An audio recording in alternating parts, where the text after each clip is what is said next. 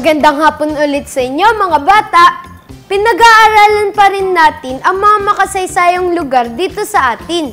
At ngayon nga ay pag-aaralan naman natin ang isa sa pamoso o sikat na parke sa ating bansa, ang Luneta Park. Ano naman kaya ang kasaysayan nito? At bakit kaya ito naging parte ng ating kasaysayan? Tara kids, samahan niyo akong kausapin si Ate Queenie. Magandang hapon po, Ate Queenie. Magandang hapon din. Bakit po naging makasaysayan ang Luneta Park? Ang Luneta Park kasi, ginawa yung parke noong ika-19 dan taon, noong panahon ng Kastila.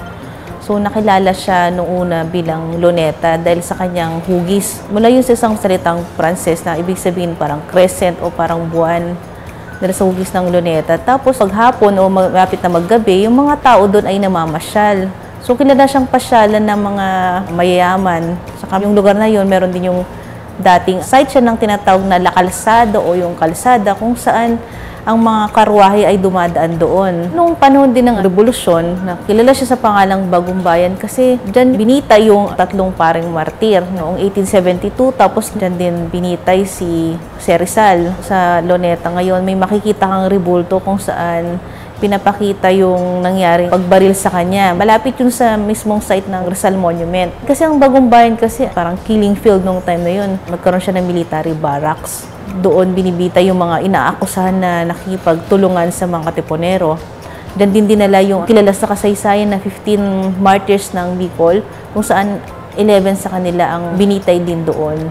Yung mga malalaking events sa Pilipinas ay nangyari sa Luneta, gaya ng rinoklama ang kalayaan ng Pilipinas mula sa mga Amerikano noong Hulyo 4, 1946. Diyan din sa Quirino Grandstand. Naging kaugalian na yung mga presidente natin, diyan sila nanunumpa. Pinaka-recent yung kay Pangulong Benigno Aquino III, nanumpa siya diyan bilang Pangulo.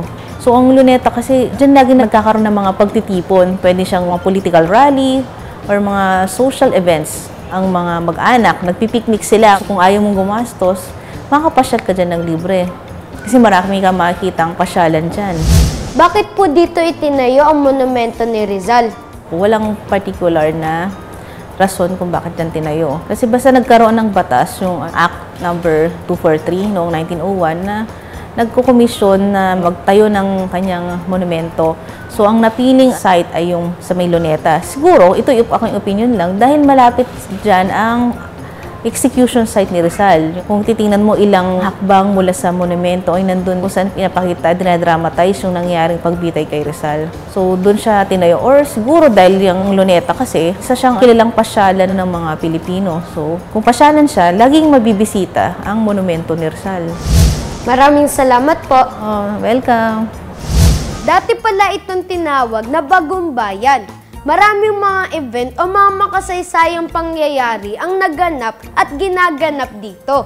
At dito din matatagpuan ang monumento ng ating kinikilalang pambansang bayani. Sa panahon ng pananakop ng mga Kastila dito sa atin, may mga lugar silang naging kuta o base. Saan kaya yun? Yan naman ang ating alamin bukas kung naloobin ng Diyos. Hanggang sa muli, dito lang sa Ben C. Bibo!